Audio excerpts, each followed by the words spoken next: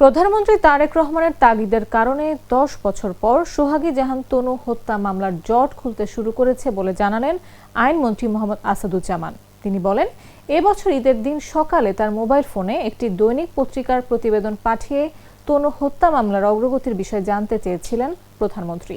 শনিবার রাজধানীর মহাখালীর ব্র্যাক সেন্টারে এক অনুষ্ঠানে প্রধান অতিথির বক্তব্যে এসব কথা বলেন আইনমন্ত্রী। এই অনুষ্ঠানে নারী ও শিশু নির্যাতন দমন ট্রাইব্যুনালের পদ্ধতিগত প্রতিবন্ধকতা এবং উক্ত প্রতিবন্ধকতা সমূহ নিরসনের কার্যকর উপায় চিহ্নিতকরণ শীর্ষক গবেষণার ফলাফল প্রকাশ করা হয়। বাংলাদেশ সুপ্রিম কোর্ট ও ব্র্যাকের যৌথ উদ্যোগে গবেষণাটি চালানো হয়েছে।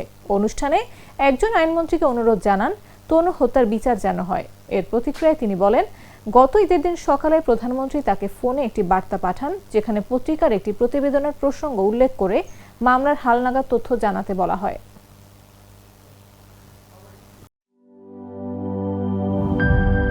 সব সমস্যার সমাধান হবে এই সস্তা কেবল বদলে বিজলি কেবলস লাগালে। বিজলি কেবল, নিরাপদ আজীবন।